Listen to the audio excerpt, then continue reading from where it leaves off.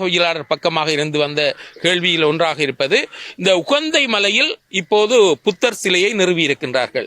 உண்மையில் நாங்கள் எம்மதத்திற்கும் மரியாதை கொடுக்கின்றவர்கள். புத்த பகவானை பொறுத்தமட்டில் அவர் உண்மையிலே ஒரு அமைதியாக மக்கள் வாழ வேண்டும், குழப்பங்கள் இருக்கக்கூடாது, காருண்யம் பேணப்பட வேண்டும், எந்த இடத்திலும் குழப்பங்கள், சண்டைகள், கலவரங்கள் தனது பெயரால் ஏற்படக்கூடாது என்பதை விரும்புகின்றவர் தான் கௌதம புத்த பகவான் அவர்கள். அவ்வாறு இருக்கத்தக்கதாக இப்போ உகந்தை மலையில் உண்மையில் முருகன் ஆலயத்திற்கு பக்கமாக இப்போ ஒரு சட்டவிரோதமாக ஒரு புத்தர் சிலையை அமைத்திருக்கின்றார்கள். இதன் காரணமாக இப்போது அந்த இடத்தில் ஒரு பதட்டமான ஒரு சூழ்நிலை ஏற்பட்டிருக்கின்றது. நாங்கள் இந்த தேசிய மக்கள் சக்தி அரசாங்கத்திடம் கேட்டுக்கொள்கின்ற ஒரு விடயம், இந்த விடயத்தில் நீங்கள் இன நல்லிணக்கத்தை ஏற்படுத்த வேண்டும், சகல மக்களையும் சமத்துவமாக சமதர்மமாக வழிநடாத்த வேண்டும் என்று உங்களுடைய வார்த்தைகள் அதிகமாக வந்து கொண்டிருக்கின்ற வேளையில் இந்த நாட்டில் மீண்டும் ஒரு கலாசார ரீதியான பண்பாட்டு ரீதியான ஒரு ஆக்கிரமிப்பை அல்லது முருகன் ஆலயத்திற்கு பக்கத்தில் இன்னும் ஒரு சிலையை நிறுவுவதன் மூலமாக நாட்டில் குழப்ப நிலையை ஏற்படுத்தாமல் இப்படியான சட்டவிரோதமான செயற்பாடுகளை தடுக்க வேண்டும்.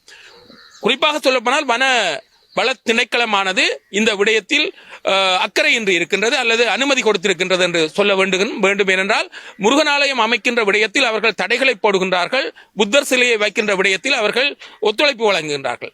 இது தமிழ் மக்கள் மத்தியில் பலத்த சந்தேகங்களை ஏற்படுகின்றது. நாங்கள் எந்த மதத்திற்கும் எதிரானவர்கள் அல்ல, ஆனால் சட்டவிரோதமாக மக்கள் மத்தியில் குழப்பத்தை ஏற்படுத்துகின்ற செயற்பாடுகளை அடிப்படைவாதிகள் கைவிட வேண்டும். இதனை அரசாங்கம் விழிப்பாக செயல்பட்டு நடவடிக்கை எடுக்க வேண்டும். இல்லாதுவிட்டால் இது தேவையற்ற விளைவுகளை கடந்த காலத்தில் ஏற்பட்டது போன்று ஏற்படுவதற்கு வழிகோலும் என்பதையும் கூறிக்கொள்ள விரும்புகின்றேன். ஏறாவூர்பற்று செங்கலடி பிரதேச கிளைக்கு உட்பட்ட சபைக்கு உட்பட்ட கொடுவாமடு என்கின்ற ஒரு பின்தங்கிய கிராமத்தில் நிற்கின்றோம். இங்கு வாழ்வாதாரத்தை இழந்து தங்களுடைய அத்தியாவசிய தேவையான வீடுகளை கட்ட முடியாத நிலையில் குடிசைகளில் வாழ்ந்து கொண்டிருக்கின்ற ஏழை மக்களை தெரிவு செய்து அவர்களுக்கு குடிமனைகளை அல்லது வீடுகளை அமைத்துக் கொடுக்க வேண்டும் என்ற ஒரு உயர்ந்த சிந்தனையின் அடிப்படையில் முன்னாள் இலங்கை வர்த்தக சங்கத்தினர் தற்போது புலம்பெயர்ந்து கனடாவில் வாழ்ந்து கொண்டிருக்கின்றார்கள்.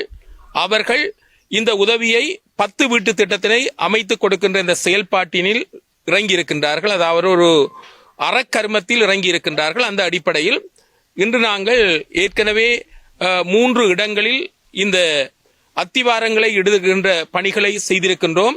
அந்த வரிசையில் இன்று கொடுவாமடுவுக்கு வந்து அதனை செய்கின்றோம். இந்த இடத்தில் நாங்கள் சொல்ல வேண்டிய வெளிப்படையான விடயம் இந்த விடயத்தில் எந்த விதமான ஒளிவு மறைவு எதுவும் இல்லை. அதாவது கஷ்டப்பட்ட மக்களுக்கு, அதுவும் குடிசைகளில் வாழுகின்ற மக்களுக்கு வீடுகளை அமைக்க முடியாமல் வருமானம் கொண்டு இருக்கின்ற எமது மக்களுக்கு உதவி செய்ய வேண்டும் என்ற அடிப்படையில் முன்னாள் வர்த்தக சங்கத்தினர் இலங்கையிலிருந்து புறப்பட்டு இப்போது கனடாவில் வாழ்ந்து கொண்டிருக்கின்றவர்கள் இந்த தர்ம பணியினை செய்து கொண்டிருக்கின்றார்கள். அதற்கு அடையாளமாக எங்களுடைய பிசு கணபதி பிள்ளை அவர்கள் இங்கு வந்திருக்கின்றார். அவர் இந்த விடயங்களை நேரடியாக ஒவ்வொரு இடத்திலும் சென்று சரியானவர்களுக்கு அல்லது வறுமை கோட்டின் கீழ் இருக்கின்றவர்களுக்கு இந்த வீடுகள் வழங்கப்படுகின்றனவா என்பதை அவர் ஆராய்ந்து கண்டு அந்த அறிக்கைகளை வழங்கக்கூடிய விதத்தில் இருக்கின்றது. அந்த அடிப்படையில் செங்கலடி, மகளவட்டுவான் மற்றும் கொடுவாமடு, அடுத்ததாக கொக்குவில் போன்ற இடங்களில் இந்த அடிக்கல் இடுகின்ற இந்த வேலை திட்டங்கள் நடந்து கொண்டிருக்கின்றது. எனவே இந்த இடத்தில் நாங்கள் முன்னாள் வர்த்தக சங்கம் தற்போது கனடாவில் இருக்கின்றவர்களுக்கு நாங்கள் மனமார்ந்த உளப்பூர்வமான நன்றிகளை தெரிவித்துக் கொள்கின்றோம். ஏனென்றால் அவர்கள் புலம்பெயர்ந்து இருந்தாலும் கூட மக்களுக்கு உதவி செய்ய வேண்டும் என்ற ஒரு அறப்பணியை, தர்ம பணியை செய்து கொண்டிருக்கின்றார்கள்.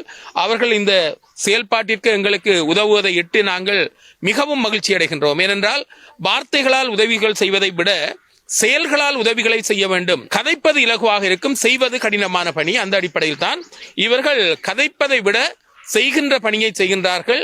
அவர்களுக்கு நாங்கள் எப்போதும் நன்றியுள்ளவர்களாக இருக்கின்றோம்.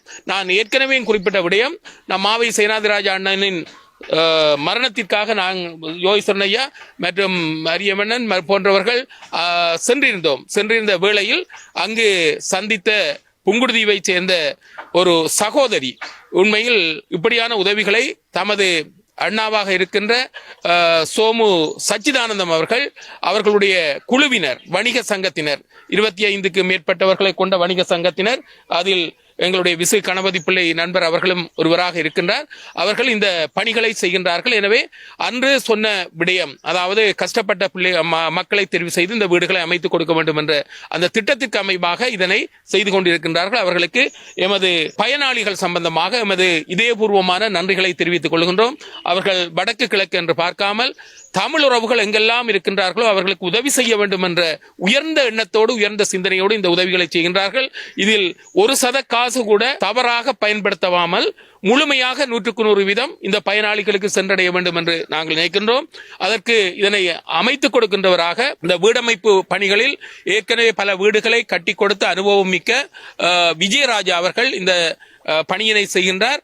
அவர் ஏற்கனவே எங்களுக்கு ஒரு நல்ல ஒரு உதாரணராக இருந்திருக்கின்றார். அதாவது 3,20,00,000 செய்ய வேண்டிய ஒரு கட்டடத்தை 1,20,00,000 செய்து கனடாவில் இருக்கின்ற மக்களின் நம்பிக்கையை பெற்றிருக்கின்றார். அந்த அடிப்படையில் தான் இந்த பணியை அவர் செய்கின்றார். அதுக்கு அவருக்கும் நாங்கள் நன்றிகளை தெரிவித்துக் கொள்வதோடு கூட வந்திருக்கின்ற பிசு கணபதி பிள்ளை அவர்கள் நேரடியாக இந்த விடயங்களை கனடாவில் கையாளுகின்றவர் என்ற அடிப்படையில் இந்த மேற்பார்வைகளை எந்த விதமான தாமதம் இல்லாமல் சுறுசுறுப்பாக மேற்கொண்டிருக்கின்றார். அவருக்கு நாங்கள் இந்த நன்றிகளை தெரிவித்து இந்த இடத்தில் வந்திருக்கின்ற எங்களுடைய முன்னாள் பாராளுமன்ற உறுப்பினரும் எங்களுடைய ஆன்மீக தலைவர் என்ற அடிப்படையில் போற்றப்படுகின்ற யோகேஸ்வரன் ஐயாவுக்கும் இந்த இடத்தில் நாங்கள் நன்றிகளை தெரிவித்து இந்த இடத்தில் செய்திகளை சேகரிக்க வந்த ஊடகவியலாளர்கள் மற்றும் உறவுகள் அனைவருக்கும் நாங்கள் நன்றிகளை தெரிவித்துக் கொள்வதோடு அடுத்ததாக, அதாவது மகளவட்டுவான் பாலம் உடைந்திருக்கின்றது. அந்த உடைந்த பாலத்தை செய்வதற்காக ஆக்கப்பூர்வமான செயல்பாடுகள் எடுக்கப்பட்டிருக்கின்றது.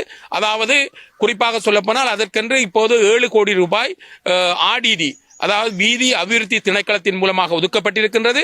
அதனை மண் பரிசோதனை செய்வதன் மூலமாக அடியில் இருக்கின்ற பாறையை கண்டறிந்து அதில் பாலத்தை அமைப்பதற்கான செயல்பாடுகளை அவர்கள் முன்னெடுக்கின்றார்கள். இது வீதி அபிவிருத்தி திணைக்களம் எனக்கு அண்மையில் குறிப்பிட்ட ஒரு செய்தி. ஆகவே அப்பாறு இருக்கின்ற போது தேவையில்லாத ஒரு குளறுபடிகளை ஏற்படுத்துவதற்காக சில அரசியல் சக்திகள் அந்த இடத்தில் பாலம் அமைக்கவில்லை, அரசியல்வாதிகள் வரவில்லை என்றெல்லாம் போலியான குற்றச்சாட்டுகளை சொல்லியிருக்கின்றார்கள். இது அரசாங்கத்தின் செயல்பாடு தாமதமாக நடைபெறுகின்றது என்பதை நாங்கள் ஏற்றுக்கொள்கின்றோம். அதற்கான நிதி 7 கோடி ரூபாய் ஒதுக்கப்பட்டிருக்கின்றது என்ற விடயத்தை நாங்கள் சொல்லிக் கொள்கின்றோம். இன்னும் ஒரு விடயம், இதனை மக்கள் தெளிவுபட வேண்டும். வீண் குழப்பங்கள் தேவையில்லை. இன்னும் ஒரு விடயத்தை சொல்ல வேண்டும். இந்த பிரதேச சபைகளை, தமிழரசு கட்சியின் பிரதேச சபைகளை அமைக்கின்ற விடயத்தில் சிக்கலான ஒரு பிரதிநிதித்துவ முறை காரணமாக சில ஆசனங்கள் தமிழரசு கட்சி பெரும்பான்மையாக வென்றிருந்தாலும் ஆசனங்கள் தேவைப்படுகின்றது. எனவே இந்த இடத்தில் தமிழ் பேசும் கட்சிகள், தமிழ் பேசுகின்ற உறுப்பினர்களை கொண்ட கட்சிகள், தமிழ் தேசிய கட்சிகள் அல்லது சுயேட்சை குழுக்களாக போட்டியிட்டாலும் அவர்கள் இணக்கப்பாட்டுடன் இந்த சபைகளை அமைப்பதற்கு உதவி செய்ய வேண்டும். தேசிய மக்கள் சக்தி சொல்லியிருக்கின்றது, எந்த இடத்தில் கூடுதலான ஆசனங்கள் பெறப்பட்டிருக்கின்றோ அந்த இடங்களில் அந்தந்த கட்சிகள் ஆட்சி அமைப்பதற்கு தாங்கள் தடையாக இருக்க மாட்டோம். ஆட்சி அமைக்கின்ற விடயங்களில் தாங்கள் ஒரு நடுநிலையாக செயல்படுவோம் என்ற கருத்தையும் சொல்லியிருக்கின்றார்கள்.